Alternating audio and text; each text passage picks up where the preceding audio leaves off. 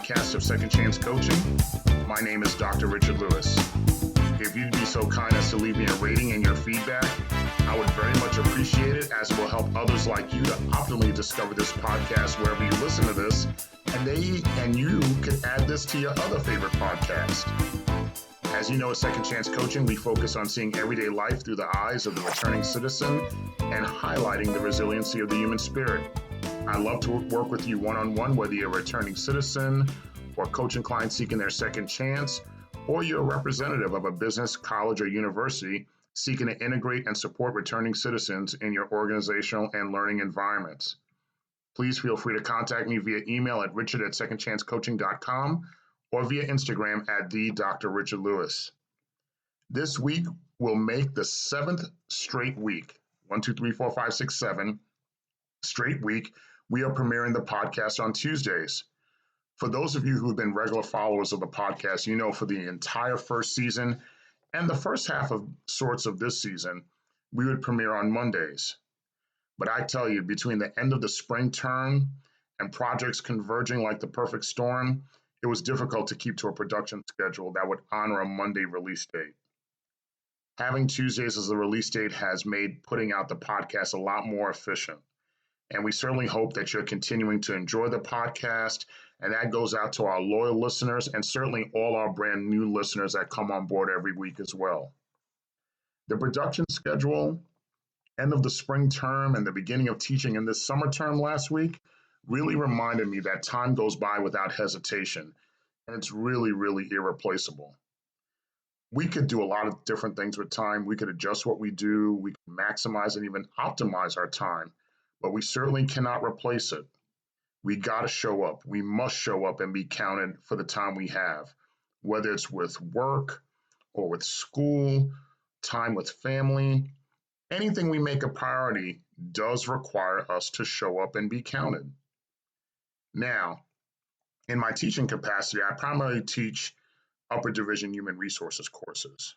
These courses are part of the business program that we have at our institution, and it's one of the 5 specializations we offer in our bachelor's program.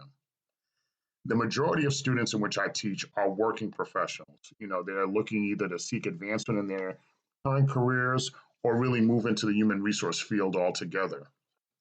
Now, the students always ask every term, they ask me this question every term, as to what do they have to do to break into the human resources field? As we discussed last week with Maisha Nelson, one of the most important things one could do to break in the field is to obtain and participate in a sustainable and optimal internship experience. This will enable the student to obtain some experience and start the process of networking in the field. In addition, I also advise students to join SHRM, SHRM, which is the Society for Human Resource Management. Also, I advise them obtain an HR industry certification. I also consider them even considering pursuing a master's degree in human resources. I also share with the students that since they are working, internships could be more challenging, and they could also seek HR internships at their current places of business outside of their working hours. Whether they use tech networking tools or furthering their education, or at the best case scenario, incorporate a combination of both, the most important thing I tell students all the time is you have to show up and be counted. In my case, whether I'm running student town halls, teaching in class, or conducting information sessions on my own or in collaboration with our Career Center, I always stress to the students that the tools are there for you to make the potential opportunities work for the best for them, work at their best advantage. However, I always say that the key to having that success is to really proactively show up and be counted. You want that education? Show up and be counted. You want that job? Show up and be counted. You want that new business opportunity? Show up and be counted. You want to be successful in that reentry journey? Show up and be counted. You want to successfully complete parole, probation, get through the tough times that you're doing? It all starts with showing up and being counted. Sometimes my students, whether it be coaching clients or students that I teach in my class, they sometimes look at me with a blank stare, or the look seeking something more, such as a shortcut or that magic formula to get to that goal. There is no magic formula or shortcut when you show up. When you show up, you're halfway there. Your next step is really just to do it. Now, I also share with them that showing up doesn't mean that you have to do something elaborate. It could just be consistently showing up day in and day out, slowly but surely getting to the goal or the place that you desire to be. On your reentry journey or your life journey in general, there's always going to be a challenge or challenges that we all face that show up at always either the right time or the inopportune time. They always show up, but we always have to face up to those challenges. When I came home a little over 20 years ago, I have shared that there were numerous things for me to face, and also being at the crossroads as of what would be next for me in this new stage of my life. As I shared with you earlier, I remember when I came home, there were numerous papers. There was numerous job searches, financial papers that were going in front of me, emails that had to be answered, just a whole lot of things, literally and figuratively, to get through, to go through, and to really just cross off the list. And, in the midst of all that frustration, I have to once again go back to the wisdom of my mother.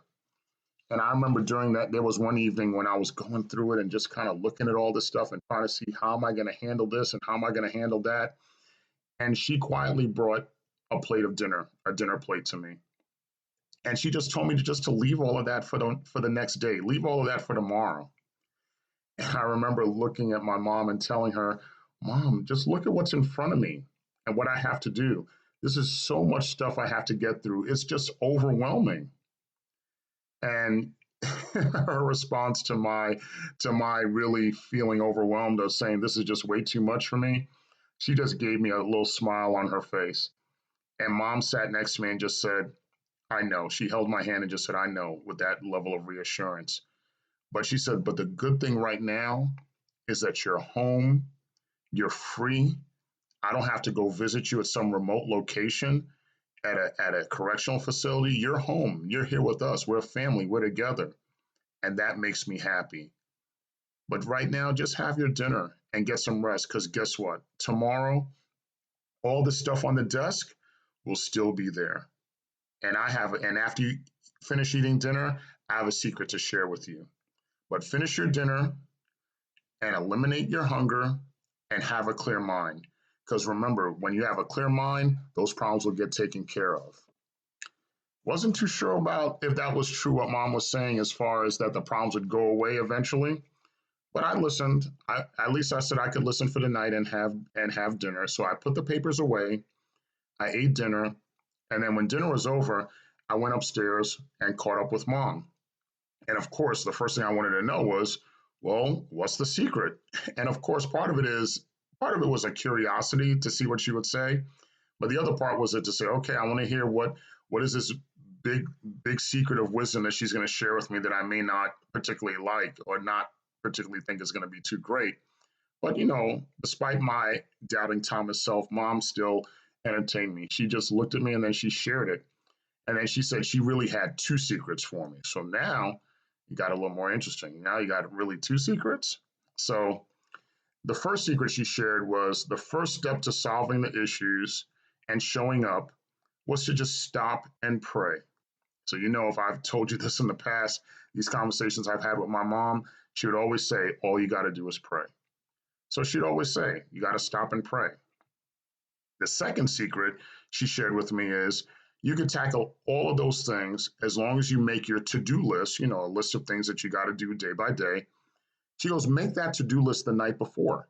So if you have things to do on Monday, make the to-do list on Sunday night. So Monday morning, when you're ready to get to it, you're getting right to taking care of business. She was like, when you make your to-do list the night before, your thought process is completely clear the next day. And the next day, the list is just there and ready for you. It's ready and waiting for you. And what's it ready for you to do? To show up and be counted. You show up and be counted one step, one task at a time. And in that process, you're really showing up and you're being counted as you take care of things one step at a time. Now, that's not elaborate. It's a basic day-by-day victory, And it certainly optimized my reentry journey, that basic day by day victory. It optimized my reentry journey. I was able to get through things, not being too stressed out, having that to do list the night before. And those day by day victories optimize my reentry journey. It'll optimize your reentry journey. And it will definitely optimize your life journey. Now, of course, I look back and think about that. Oh, I loved mom and I loved her wisdom. I still love mom and I still love her wisdom today. But it's that love that inspires me to show up every day and be counted. If you think about it, there's someone in your life right now waiting for you to show up. You'll never know the difference that you can make and are making in someone's life right now at this very moment. Think about it. You're making the difference in someone's life, in many people's lives, because you've shown up and have been counted. Think about it. You are making that difference. Now, another story is when I started writing my dissertation, I was encouraged and I was on fire to write about my topic on recidivism and post release employment. Most doctoral students are not much different than the way I was. We are always thoroughly excited about our topic, as not only it will put us in a position to graduate and get our doctorate, but we believe that our dissertation will change the world. This will be the greatest dissertation in the world that's going to change everything about studies. No one's ever done this before, and we're going to be the one to change the world. And of course, I was no different. When I completed my dissertation, I thought that's enough. That's my literary academic masterpiece that will change the world. And now all that needs to be done is for it to be read. I completed it. I graduated, successfully completed the program, but all those knocks on my door that I was waiting for, and all the phone calls based on my changing the world dissertation that I expected to have the phone ringing off the hook, those knocks on the doors and those phone calls never came. The difference that I wanted to make was not happening unless I decided to show up. As I've shared before, the time period between me coming home and starting this podcast, I wasn't showing up, at least not in the way I thought was really making a difference. During the height of the pandemic last year, I had the opportunity to think through where I was professionally and what I wanted to do next. Starting the podcast and being more present in the criminal justice reentry movement was something I wanted to do. It's certainly something I wanted to do. But to show up required me to start over in new spaces, around new people, be vulnerable and share my stories, because there's a lot of people who don't know my stories, and I'd have to be vulnerable and share stories with people and on a worldwide basis that I've never shared before. And at the end of the day, it really was going to require me to show up and be counted. I had to show up and be counted for those who I wanted to make a difference for, my family and loved ones, and certainly myself. It was exciting to think of what would be next, and it was exciting and scary at the same time. But I went back to what mom would say: have a good dinner, pray, and compose my to do list the night before.